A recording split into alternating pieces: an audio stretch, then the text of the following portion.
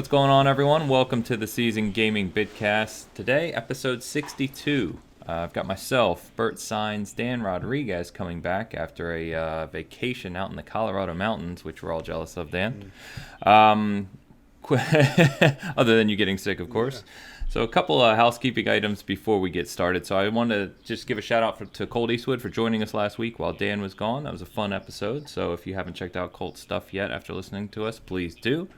I also wanted to comment that we've passed 1,250 subs on YouTube. So just wanted to thank everyone that tunes in.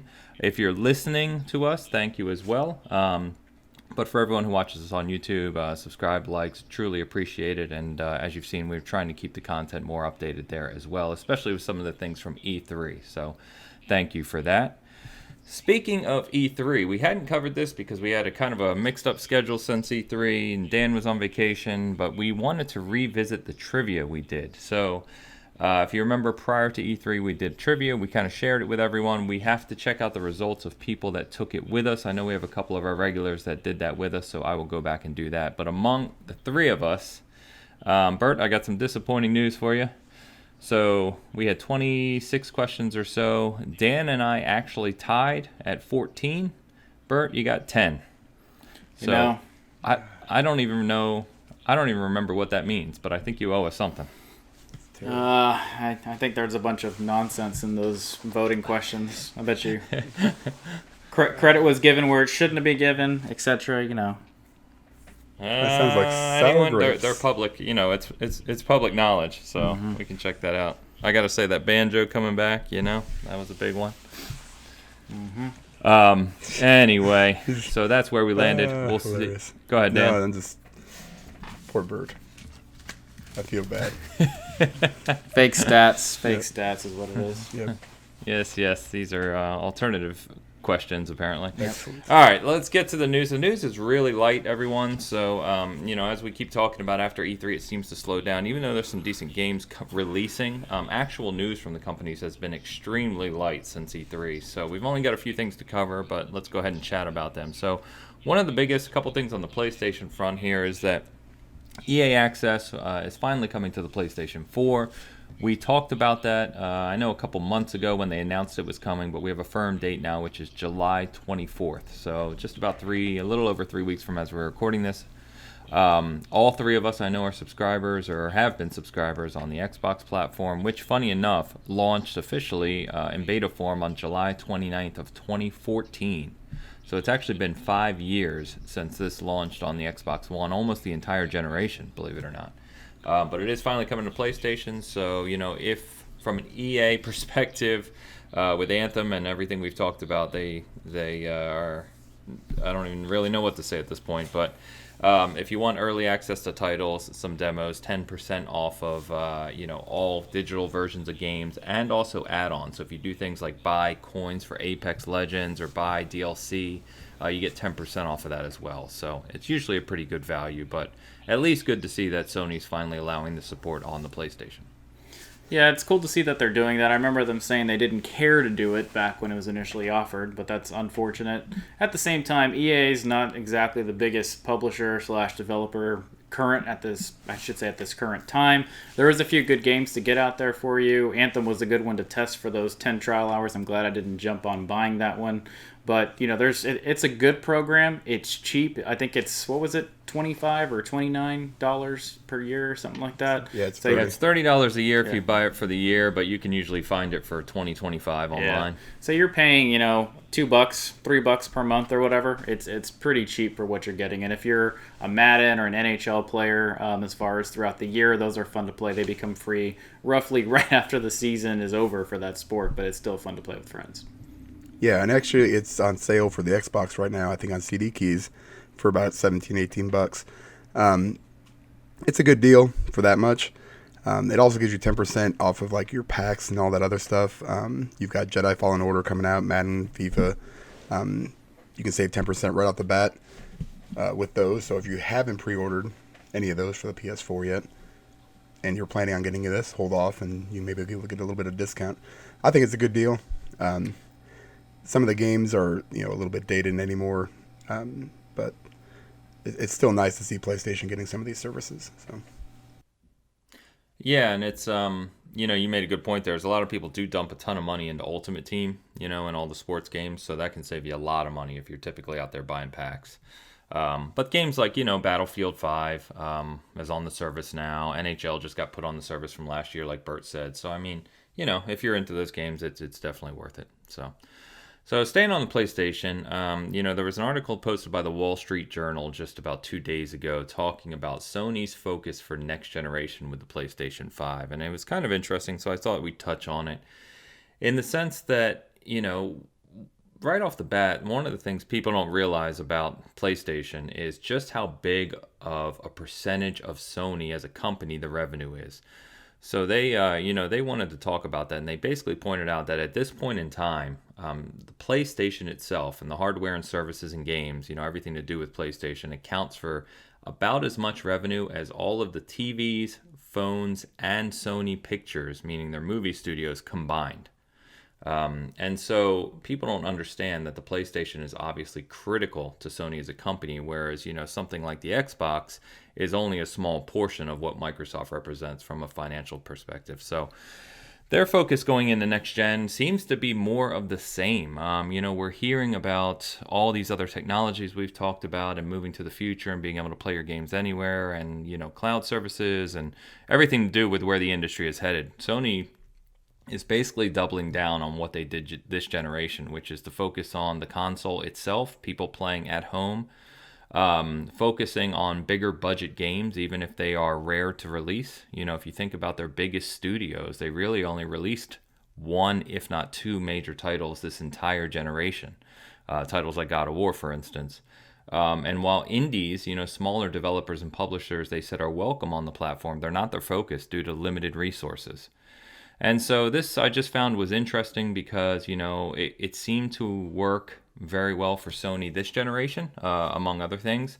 And it has led the conversation, in a lot of the social media space around what the PlayStation represents. So given their fan base, given what's important to PlayStation, I can't say this is the wrong direction, but as we've seen in the background, they'll probably be making moves on other fronts. They just won't talk about it as much. All right, yeah. So I think exactly what you were saying, Ains. I think they're going to be playing it safe. It's one of those things that if it's not broke, don't fix it. They've done really well from a console sales perspective. A lot of people are really loving the exclusives that have come out. It's almost it'd be kind of dumb not to think that those exclusives that were massive this generation are not going to be getting a sequel. Your God of Wars, your Spider-Mans, those types of things. Horizon Zero Dawn, it's been like one of the worst secrets ever that there is a sequel coming. I think Sony even said that this is one of their biggest franchises going forward. So I really think that that's going to be their same model in the next generation. They're going to kind of stagger them out as they go. We still have a few that haven't even been released. We don't know if Last of Us 2 is going to have a sequel, if they're just going to end it there. But I do expect, kind of to your point again, that Naughty Dog is going to have that big single-player experience next generation that's going to take itself through that generation. And who knows what happens the generation after that. But yeah, I think this is more of the same. I don't really see them revolutionizing anything next generation from a software perspective. But it does look pretty good in the long run. I'm excited to see what they have just as much as Xbox, and I don't really even know what to think of Nintendo at this point from an evolution standpoint. I don't even know what they have down their pipe or anything like that. Yeah, I mean, here's the thing. If it's not broke, don't fix it. People, obviously it's working. But you also have to keep in mind that, that the game industry is constantly evolving. Look at what Xbox is doing right now with all of their services, with the cloud gaming, which Sony has signed on to use their servers, so they're at least getting on, the boat in that respect. Indies will probably still come out for it. You're still going to get all the third-party stuff.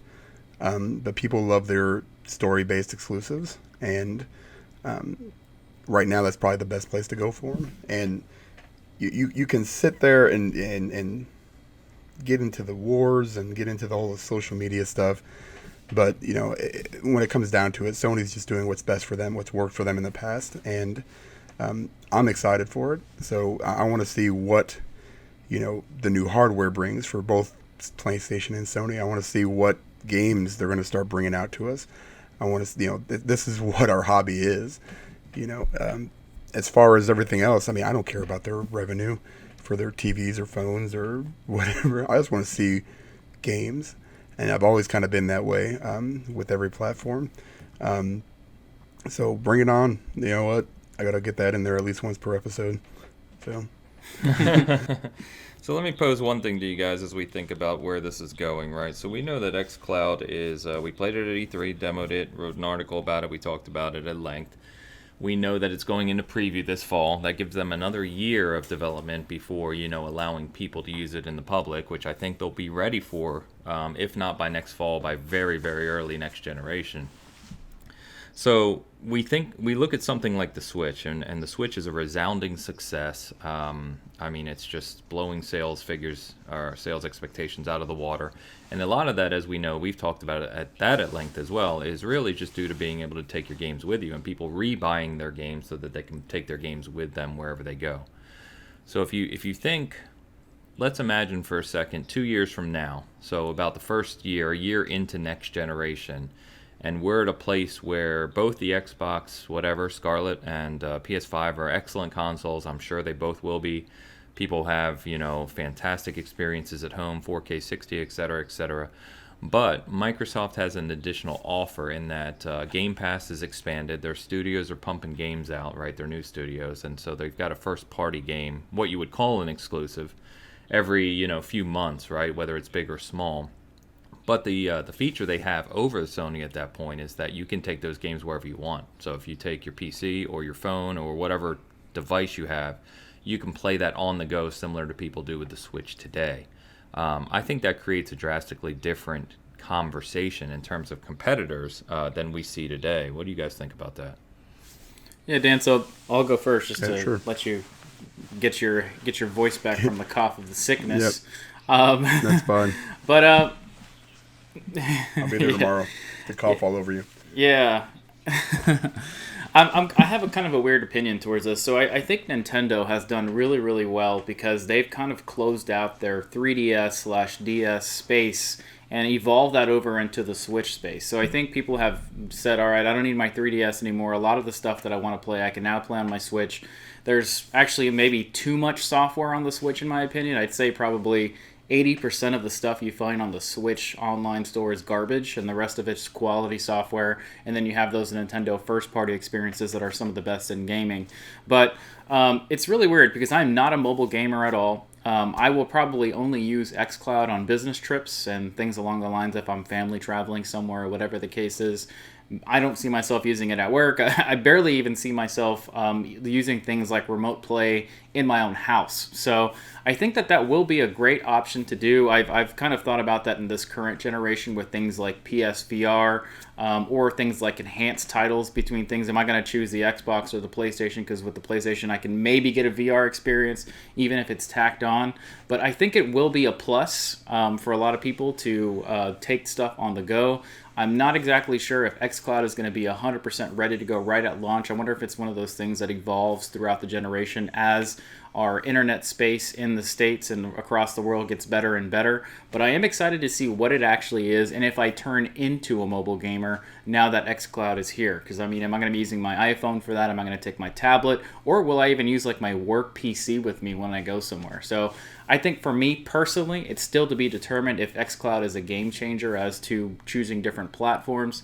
I think the Switch has to evolve in some form from a hardware perspective in order for me to really respect it on the go and from what do I get at home versus on the road. So we'll see. I think we're about 2 to 3 years away from deciding if that's going to be something that the industry overall latches onto or kind of says, it's not for me. That's pretty much what I think as well. I'm not 100% sold on not just xCloud, but just everything. I don't know how much I would use it. That's the biggest thing. Like I went on vacation, used my Switch, quite a bit. We were kind of relaxing and on my downtime. But I used that mostly for, games that I can only find on the Switch. If I had my phone and an Xbox controller and xCloud was completely rolled out. Number one, I was in the middle of the mountain, so I probably wouldn't get any signal. Number two, if I did get signal, I don't know how much I would play it. That's my biggest question with this whole thing. The option is obviously really, really nice to have. And I think, I don't know if it's going to change the game. You know, we come from, console gaming. I mean, that's what we are. We've done it since I was 5 years old. You know, I've always had that box or something there with the cartridge. And this is a whole new territory. And like to your point, Bert, everything needs to really evolve. Not just the service itself, but also, the speeds of the, 5G or internet or whatever, the speeds needed to really run it, and make it worth your while. I'm sure it'll be fine, as far as, you guys saw the demos at E3, and I can't speak on those. But I'm excited that I'll have that option. I'm just not sure how much I'll actually use it. So, and to the point we were making for Sony's focus, I think they kind of are looking at it the same way. It's like we still need to bring these first-party games. We still need to bring these games that people want, and I think Xbox needs to do that as well. They just have this kind of ace up their sleeve, possibly. Maybe. We'll see. So one thing I want to say is on the topic, and then obviously I think you have a lot to say on it too, is I really look at Sony kind of like the Apple of gaming. They don't ever really bring something new to the market. They take something that has been tried and tested by other people, and then they implement it on their console, whether it be a better experience or something. But Apple does that with Samsung. I dare say even with Huawei, they copy a lot of their stuff and then it runs better. I bet you anything, PlayStation does not really jump on the xCloud train that much until maybe 3 or 4 years into it after other people have done it, and they will not pioneer any new industry when it comes to that type of stuff. So, we'll see. What are your thoughts here, Ant?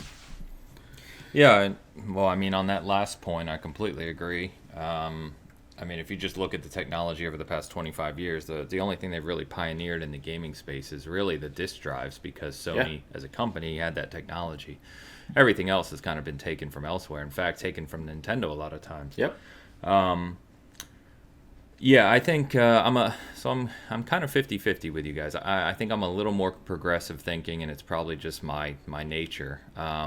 Whether or not I use it a lot is to be determined. I think Dan and I think you're both right. We're a little bit older guys. We grew up with consoles. We're used to that home space, and we don't really get into mobile games. But if I look at someone like my son, right, the up-and-comers, he plays Xbox at home all the time. But as soon as we leave, whether we're in the car, whether we're out somewhere, I mean, it doesn't matter where we are, he's playing a game on his phone.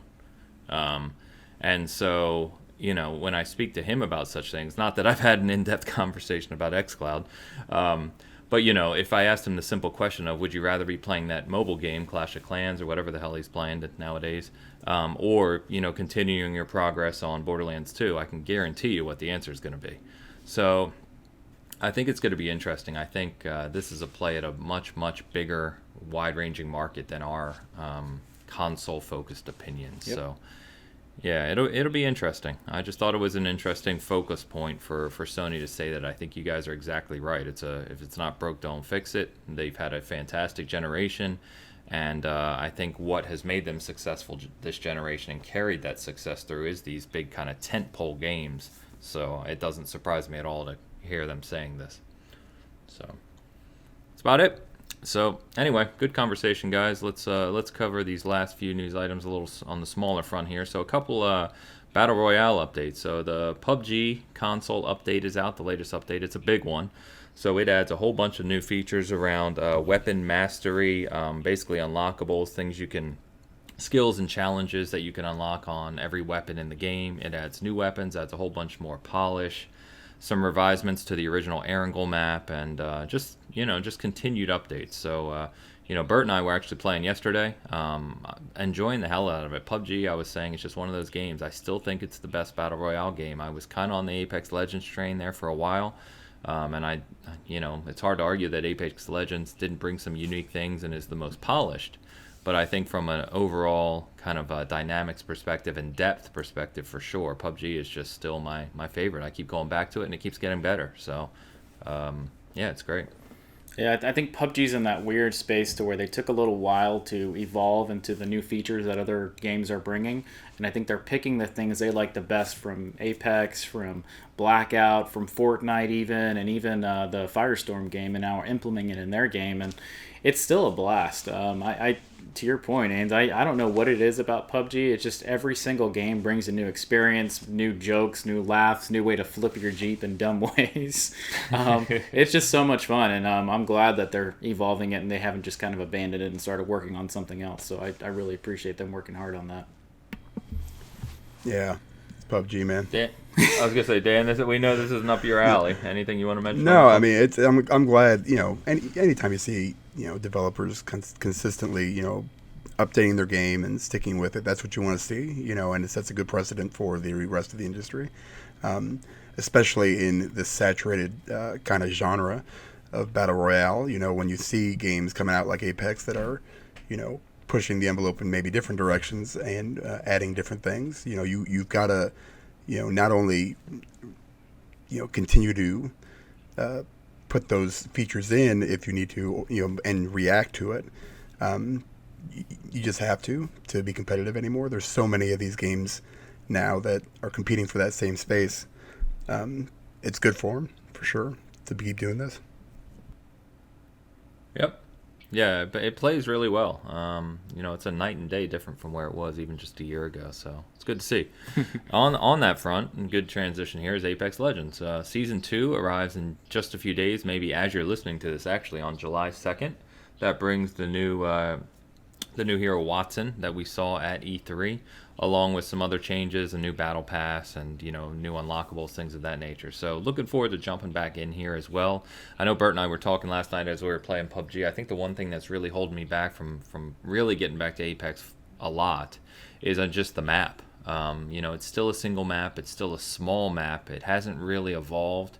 And so you can cover, 50% or more of that map in a single match. And so just playing it over and over again, it really does become a little repetitive in terms of the encounters you will have with other players. Even though the dynamics of the characters and the combat is a little more advanced than the other games, it's just you see those same spaces in every match. Whereas, playing something like PUBG that has 4 maps, 2 of them, actually 3 of them, are probably a lot bigger than the Apex map, and there's just a lot more variety in what you experience match to match. And so that's what's holding me back. That's what I want to see out of Apex moving forward. Yeah, I think Apex is fantastic. I'm still kind of not sold on the whole dragon thing. I think that's interesting, but it's a weird thing to bring into the game. I think it's going to be fun. It's a great game to play with just 3 people. If you want something really quick, you can probably knock out 2 or 3 games in an hour, whereas PUBG, you're playing maybe 1 game for the entire hour. So if you need that quick, experience that's going to be a lot of fun with your teammates in the Battle Royale realm, it's a lot of fun. So I'm excited to see what they're bringing from it. I hope they evolve more of the actual game, maybe add some new maps and stuff, as you were saying, in order for it to get to that next level for people to stick to it. I think a lot of people played a ton of it at the beginning, took a break like we did, but there's still some people that have played just nothing but that. So it's kind of an interesting experience to go back to after taking a long break from it. I mean, this to the same point, you've got to continue to evolve your game in this genre. And, Fortnite does it. I don't play it, but you can see it in how Epic Games just continues to just pump out content and change stuff up season after season, even in the middle of seasons. It's insane. And it's probably pretty hard to keep up with what they're doing. I just can't even imagine another game doing it like that. I'm not a huge fan of Fortnite, but it's just they know what they're doing. They know how to keep that game fresh. They know how to continue to give these players what they want. They listen to their feedback, and as long as Apex, PUBG, whatever other games are out there that do that, or Battlefield, which I haven't seen any kind of updates on that, or Blackout. I know they're still adding stuff here and there. That's what you got to do. So. Yep. Yeah, you're right about Fortnite. I think Epic, when they started hitting that really huge revenue with that game, they just, they brought in more and more people to focus on that, and they've done a tremendous job on that front. I actually wish I enjoyed it more because it does, kind of get freshened up more than the others. All right, last piece, guys, real quick, and moving back to our most anticipated game, or one of them, is Cyberpunk 2077, and just a little small piece of news. As everyone kind of expected, this is going to be a massive, massive title when it launches in April, and we now know that at least at the moment, the initial install size for the game is going to be around 80 gigabytes. So I know Witcher 3 the base game is like 42 gigs, so about double Witcher 3 size as it stands today. Now, some of that obviously could be due to different texture sizes or what have you that take up more space. But regardless, this definitely points to the game being just as big and expansive as everyone thought it was going to be. Yep, won't have a problem with my 16 terabytes. So whatever it is, you're already ready. I'm ready to go. Ready to go. I'm actually. Dan's like, I'm preloaded. Yes, What are you I talking actually about? I bought a 1 terabyte SSD. So I'm very smart. Very yeah, smart. that's going to be one of those games that is probably. That's what I run. That's what I run all my games on, man. Once you start running on the SSD, there's no going back. Especially for a game like Cyberpunk, it'll make a big difference. Yeah, I've had a 500 gig SSD for a while now, but I'm just tired of moving them back and forth. So this will be much easier. Yeah, Dan, did you buy one of those external drives that's ready to go, or did you buy the hard drive and then bought the kit to put it into for the SSD? The one I have currently, or it hasn't gotten here yet, the 1 terabyte one. The one I have currently though is just it's like a Samsung, it's plug and play. I got another Samsung coming, but that one it came with you have to buy the mounting kit for the external. So I got that one coming too. Actually, I have 2 of them because I'm going to put one in my PS4 as well. Nice. Yeah, I funny enough, I had seen a few sites that looked at the install size for other games like Red Dead.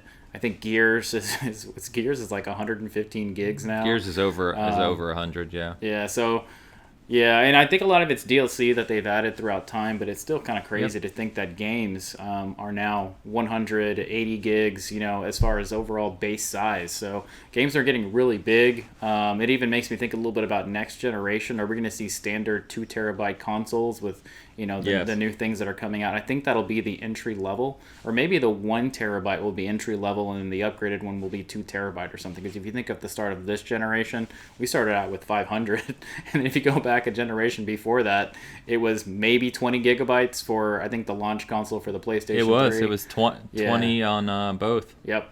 So we've come a very long way. It's funny to think that last generation we can't even install, a quarter of the size of a current game that's out for this generation. One game. So yeah, very cool. That means Cyberpunk's going to be big. I can't wait to play that game. Damn it, let's just move on because I'm going to go put my visor on. You joke about 360 and PS3 being 20 gigabyte launch. You guys remember that the 360 also had an arcade model that had no hard drive. You bought memory packs for it. You remember that? I do. It wasn't like a 4 gigabyte thing that you could buy for it was 4 gigabyte memory sticks. Yep. Yeah. That's crazy to think about. But yeah, I mean, at least the latest rumor, spec leak, what do you want to call it, on the Scarlet, is it's going to have that 512 gigabyte NVMe, super fast, whatever. But then also a 2 terabyte internal as well. So it's actually going to have 2 drives native and probably allow you to just move your whatever game you're playing currently to that ultra fast drive. That'd be awesome. Yep. Pretty cool. All right, one just small rumor to talk about, guys, on the Nintendo front is that there's some comments that they're looking to expand the game offering for Switch Online, and this shouldn't really come as any surprise. There was some leaks a few months ago around some SNES games potentially showing up on Switch Online, moving away from just being NES, and Nintendo said they are looking at that. So this it's Nintendo. I just want to say, isn't this obvious, right? Why would you not be offering SNES games, and just, only offering NES when you have that huge library you could pull from, or even N64 games? There's so many games that they could be offering on the service to give it more value. Yeah, I'll start my quick 2-3 words about this by thanking Dan for letting us leech off his Switch Online support membership, because if he didn't, I'd have a really hard time subscribing to the Nintendo Switch Online service. Thanks for the NES games while they're there, but you gotta do something better than what you're offering here, guys. This is kind of a joke, but it is what it is. Dan, the floor is all yours. I mean, I don't know what to say anymore. They get me. It doesn't matter what they do. They get me every damn time. You know what I bought Bloodstained? Yeah. The Switch. Why? Why did I do that? Because I don't know why. Because it's commonly known to run horribly on the Switch. Yes. Yep. But you know what? I wanted to play it while I was on vacation. Dan's like, yep. Yep. Yep. So maybe I am a mobile gamer. He's like, I bought 3 copies. I don't even know I'm why. about to buy it on the Xbox, so I'm stupid. Thanks, Nintendo, you pieces of shit. All right. Yeah, I mean, this is an obvious one. I just put it on here because it was in the news. But yeah, I mean, I don't think there's anyone out there going, no, just keep it NES. No, everyone obviously wants more games and a better support from Switch Online because it's pretty atrocious right now. So come on. All right, let's talk about the big new releases though across all platforms. So some of these I know released the week prior, but I'll just call out the latest games anyway. So we've got Judgment. I know, Dan, you'll touch on that because you're playing that. We've got Super Mario Maker 2, which I haven't picked up yet, but I want to, so I'll get to that soon. Sinking City, which looked interesting. I know some of our buddies are playing it. Yep. We got Crash Team Racing. I did pick up. I don't know if you guys did, but we'll talk about it. Bloodstained seems to be very, very popular. It's getting rated extremely well. So that's finally out, but seems to be worth the wait. Except for on the Switch. And then some game that I think like 4 people buy every year, F1 2019. I don't really know what that is, but I think you mean. Well, I am sporting my Red Bull F1 racing hat at the moment because Verstappen won this morning in Austria, so that's awesome. But I think you mean 4 million people were playing today. But thank you very much. Are they all in Europe? I don't know. He's rambling. We'll edit this part out. Don't worry about it. But no, Bert, why don't you kick us off? What have you been playing? You playing F1 yet? Well, I've already finished my F2 career that imported into my F1 career. I'm loving it. It's the first time that they've done like a major overhaul with their graphics and stuff. I should have a full review up next Bitcast. I'm ready, funny enough. Probably about 2/3 of the way through my first season with my Red Bull team. So I've been playing it. My hands are jacked up again just from holding that gas pedal really hard. And guess what? I ordered the Logitech G920, which I can't wait to play. It's a legit pedals and wheel setup. Yeah. I can't wait to get it set up. I am. I figured it's about time to do that. The only thing that I'm debating is getting the shifter, because now all these games, paddle shifting is the way to go. And that's what the cars actually have. So it'd be weird to shift with a shifter with an F1 car. That doesn't make any sense. But I think that's like a $70 attachment to it. So playing that, I did finish Darksiders 3. I'll talk about that review in just a second when everybody talks about their games. Loved it. And other than that, I've been focusing on those games. I've tried a few of the small indie games. I tried a game called, I think it was Everspace, which had an awesome trailer. But when you get to the game, it's a little bit of it's okay. But that's what I've been focusing between those two this week. It's been a busy week at work and a lot of stuff going on, so that's not as much as I usually do. So just to comment on the shifter real quick, yeah, I think you know as well as I do that in real life, right? A lot of people keep the manual just from a feedback and interaction with the car, whereas when you're playing this game, I mean, that seems completely unnecessary, I would think. So. Yep. Especially if you're playing F1 primarily, like you said. Well, but that's awesome. If the steering wheel that you have, it's got the paddle shifters on it? Yeah, it comes with the paddle shifters on it. Yep. Yeah, so that'll be cool. You have to maybe do a little video on that. I will do. So are you getting the whole rack? Dan, I know... are you getting the whole seat? The what? Like the no. So there's actually a setup that you can get, which kind of is it's like its own platform. I'm not sure really what to call it, but you install your wheel and your pedals onto it, and then you can just sit in any seat. I don't really have the space anywhere to have like a whole setup for it, but I'll show you a few pictures of it. Yeah, that'd be cool. Yeah. Awesome. So Dan, I know you're playing some of the games I've been wanting to hear about. Actually, Judgment's not up my alley, but you've got, I think you were playing my friend Pedro and Bloodstained as well, so let's hear. Yeah, so Judgment's the one I've been playing the most of. I mean, that when I got back. When I left right the day after it came out, so I only got a little bit into it. Okay. But I've been playing that pretty much nonstop since I got back, and it's awesome. It's basically Yakuza. So, but I love that game. Yep. I don't know what it is. It's Kamurocho, the city that you're in, the little subsection of Tokyo, and it's the same damn city in every single Yakuza, but I love it because it's like my home. Like I don't even know if it's actually real. If it is, I'd like to go there because I feel like I know every store, where to get food, where to go play games, where to, I mean, I know my way around that city. Yeah.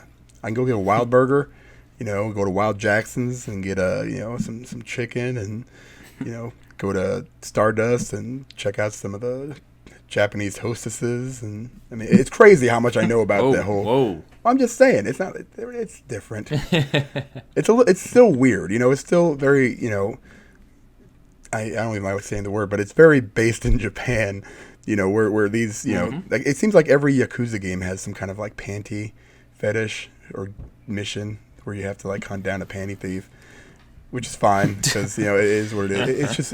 It's got those really weird Japanese idiosyncrasies and little touches that, I don't know. I play it with Japanese language and then English subtitles because that's how I played every one of them. I'm not sure if I could play it with them speaking English. I never really tried it. It just kind of makes it a better experience for me. But it's awesome. I love it.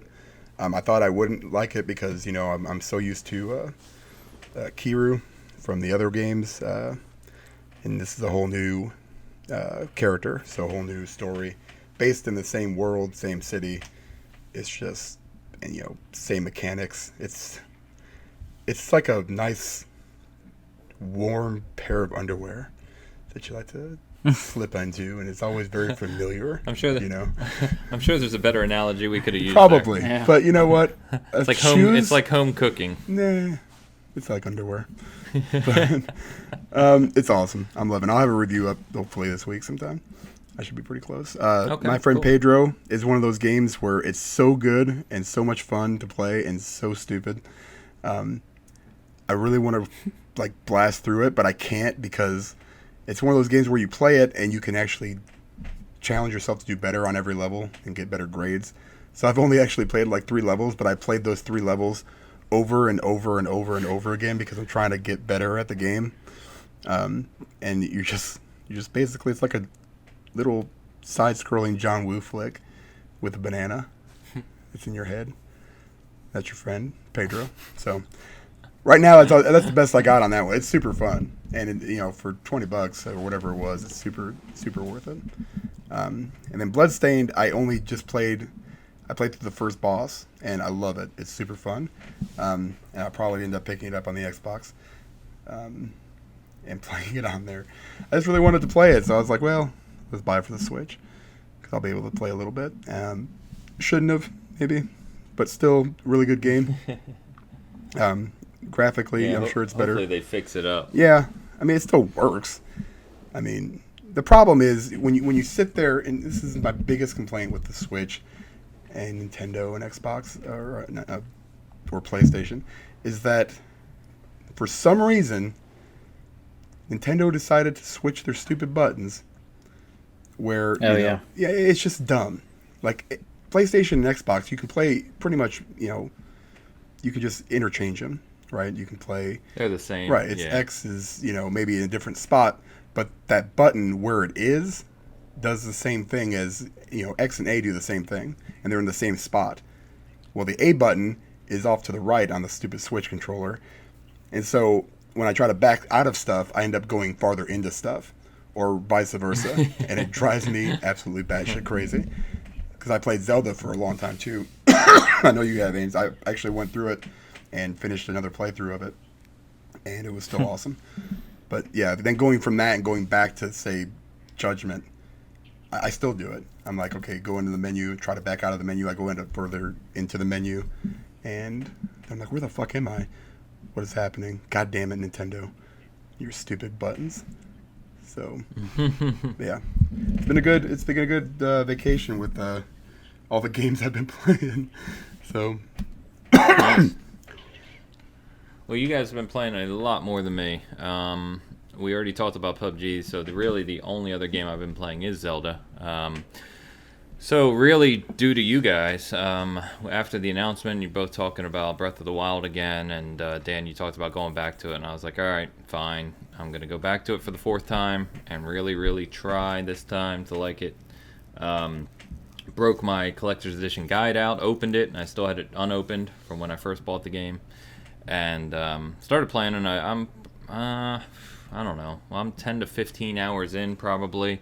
Definitely have gotten farther than I did in my previous playthrough, so that's good. I am enjoying it a little more.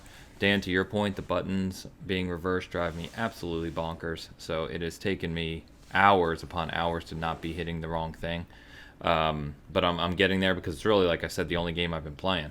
So yesterday or the day before, I beat the first Divine Beast. I'm now in the desert. I think I'm headed towards the second Divine Beast, and done some of the side content, kind of explored a little bit. So I am enjoying it. There's aspects I don't enjoy about it, but that's okay. Some people probably love those aspects. So I'm going to try to push through and beat it just to beat it, but we'll see. Hopefully I'll stick with it, but I have been playing it pretty much solely, so that's pretty cool. Nice. Anyway, so that's what we've been playing. So I think, I am looking forward to... I want to play Bloodstained. I bought Crash Team Racing. I've played it once. I don't even know why I bought it, because it's not a game I'm going to sit there and play by myself, and I don't know how often we're all going to play. So I've got some other games I need to play, too. I would still like to finish Layers of Fear 2. I started that. It's really good. But it's just time. Been traveling a lot. So hopefully over the next month or two, I have a little more time. So... Anyway, why don't we move on then to name that game? We haven't done this in weeks and weeks because of E3 and traveling and guests and our schedule. So why don't we go ahead and kick this back up to one of our favorite games here? Dan, you're leading us this week, right? Hopefully Yes. not astray. Yeah, you guys should have no problem getting this. But with that being said, I think we say that all the time. yeah, we do. But I have total faith in you guys. Because here's the thing, we started this thing, Big mistake. right?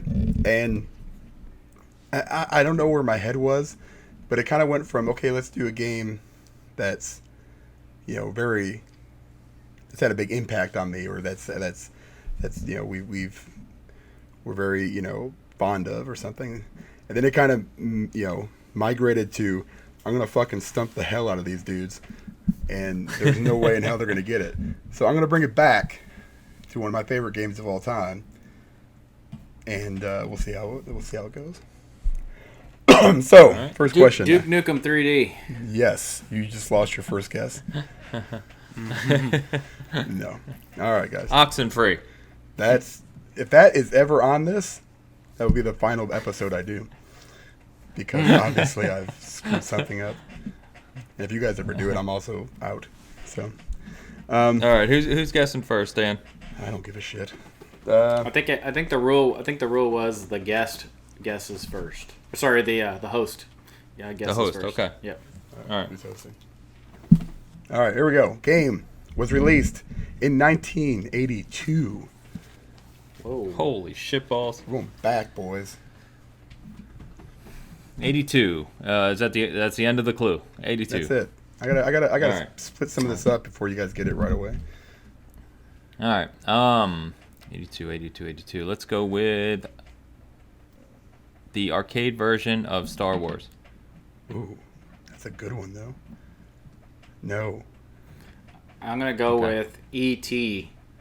Damn. Also a good one.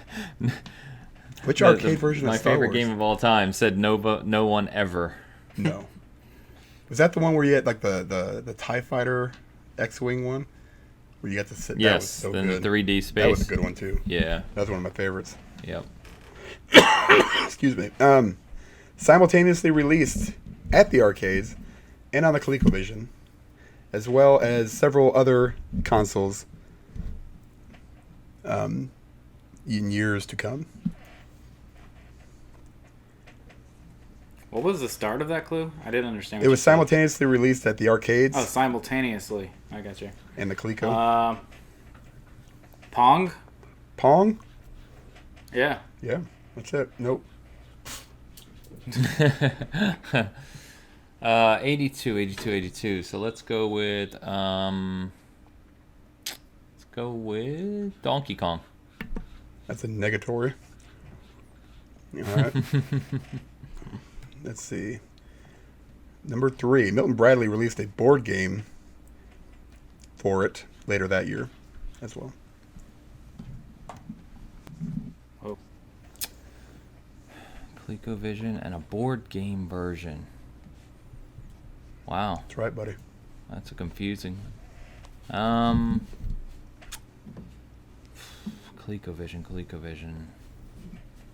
No, that's Atari. I don't know. I don't have anything, so I'll say Pitfall. That's a no. I had Pitfall in the back of my head somewhere. I'm gonna go with Clue. Ooh. Didn't know that was an arcade game, but no. Hard pass. Okay. Alrighty. Let's see where we're at here. Damn it. Hold on. And all right. Number 4. It has made various appearances in pop culture, including an episode of Remington Steele, Home Improvement, and one of the Friday the 13th movies. Oh my goodness. You're saying the game has like the actual game we're guessing, or the franchise? The game. Okay. The game has made Gotcha. episode or appearances. Episodes. Tetris. I don't know. No. Can't be Tetris, yeah. Damn it. Go with Space Invaders. No, but that's a good guess. Oh, I have an idea what it is now. Here it is. Go ahead. Oh, Jesus. Here we go. Bert's got it. Every time Bert says that, he makes me nervous, and then I have to guess being nervous. Yes. Yeah, Damn it. that's part of the Really strategy. Luckily, he's never gotten it after saying that. That's So. right. I know what it is. He knows I do what it know is. what it is. In 2012, this isometric shooter was included in the Art of Video Games exhibition at the Smithsonian. Oh my goodness. Oh, isometric shooter. So There it is. I laid it out for you. Isometric shooter. Defender. Ooh, no. That was not it. I like Defender, though. That was a good game. Is it Missile Command? Oof. That was also a good game, but also the wrong answer. That was going to be actually my first guess, but No. luckily I didn't. Good thing you didn't. Damn it. Damn it. Don't know what it is then. I do have another guess that's in my head, so go ahead, Dan. Okay. It's Bert's guess, though. Here we go. 2006. This game was included as a bonus on the Sega Genesis collection for the PS2, and also as an unlockable in Sonic's Ultimate Genesis collection for the 360 and the PS3. Oh, God, I was just playing that not too long ago. You should have unlocked it. Funny. Bionic Commando. Oh, I love that game. That was one of my favorite Nintendo games. No. 82. Yeah, I was way off. I have no idea, honestly. I'm just throwing all right. the games out. I am going to go with Centipede. No. Gosh, now I want to go back and play all these games. Jesus. So number No, 7. you don't. A lot of these haven't aged very well. Funny enough, I did play this game just recently. With that in mind, the previous clue, it was developed and produced by Sega. God. Is Sega even around in 82? What's going on here? Oh, yeah, they Yeah, were. they had a console back then before the Master System called the KM3000 or something like that. I can't remember now. 82 Sega. Oh my goodness. Dan went way into the archives on us. And I love this. He always goes, "This is an easy one, guys. You'll get this for sure." Listen, We're on question 7 and Here's the we're thing. like blowing through them. I'll give you a free one right here. I played it this weekend. No. I played it. No. That's a freebie. That doesn't even tell you what it is. All I'm telling you is I played I was gonna it. say that's not even a hint. I played it this weekend. Well, Yep. that could be anything. Yep, that's right. That's right. Thought about this game when I was farting earlier. I mean, jeez. God, the fact that it's on the Genesis collection, the Sonic one, because I've played that quite a bit, but it's not ringing any bells. Made by Sega, 82. Whoa. Oh, I got it. Yep. I got it. Do it. Zaxxon. That's it. That is it. Boom! Zaxxon, Never heard baby. that game. What the hell is your problem? Zaxxon. Never heard Classic. of that game. Classic game. Never heard of that game. Get out of here. I don't know why I just stood up. We're still recording. I'm going to sit back down. You stood up. Boo. I did. I stood up and jumped I've up never like I was heard of going to walk Zaxxon. somewhere. The gloves are off. Next time I'm playing Name That Game, just want to let you know. All right, There will Medios be a too. Medios circle. Yeah, that's all it is. I, in all seriousness, I am surprised you haven't heard of Zaxxon. That was a Yeah. pretty popular arcade It game. was. So the I think if you saw a video of it, Bert, you'd recognize Yeah. it. Well, I'm sure I would. Not. the object of the game, here's the rest of the hints, was to hit as many targets as possible without being shot down or running out of fuel. It was the first arcade game to be advertised on television. Little known fact. This Wow. one, yeah. I did not know that. Yeah. That's a cool little fact of the day. Okay, so this was the first game to employ axonometric projections, which lent its name to the game. See? I was gonna say I think it's the first game that was like a 3D isometric plane. It kind of combined that 2D mechanics, but with this kind of corner view flying design. It was interesting. So in Colorado, they have, in Manitowoc Springs, they have the Penny Arcade. This is why I thought about it. We went over there, and they've got shopping and little shops and stuff. I said, go do whatever you guys want. I'll be over here with my $10 in quarters. And I played the crap out of that game. Got the number 1 spot for the day. Thank you very much, Zaxxon. All right. Well, that was cool. I don't know. Was that question 7 or 8, Dan, for our history books? 7? Okay. All right. Cool. So that is Name That Game for this week. Let's go ahead and close out this episode. Couple things to talk about. So Backseat Gaming's been on hiatus with E3, and like we said, everything else going on. We're going to be recording a new episode, start of a new series tomorrow. So look for that late this week, probably by next weekend. Next weekend as well, I'm going to be doing a charity stream for Extra Life like I've done before. I'm actually not even sure what game I'm going to be playing yet. I'm still trying to figure that out. But this is going to be basically tied to the Zaxxon. This is going to be tied to the giveaway for a bunch of stuff from E3. So I've got shirt codes, pins, an art book, lanyards, all kinds of stuff from E3, along with probably a few digital goodies as well. A simple $10 donation will get your name entered, and then I'm going to basically pick through the names, randomly, obviously, and announce winners, and they can pick whatever item, one item out of the group that you want, and I'll ship it to you. So it should be a lot of fun. Look for details on that coming this week, both on my Twitter account and on the site itself. And then Bert, you mentioned Darksiders 3 review coming this week as well. Anything you want to say about that before we close out? No, just look out for the review. Might even do something video-ish with it, just to talk about the franchise of Darksiders in general. So that'll be out in the next few days. Cool. All right, guys. And Dan, we got to still sit down. We've been kind of apart for a while. We got to sit down and do that controller thing for the PlayStation as well. So we can. I'll schedule that soon. But Sure. Anyway, thanks as always, guys, for tuning in. Truly, truly appreciate it. Please like and subscribe if you enjoy it, and always open to feedback. Otherwise, that was Bitcast 62, and we will see you next week.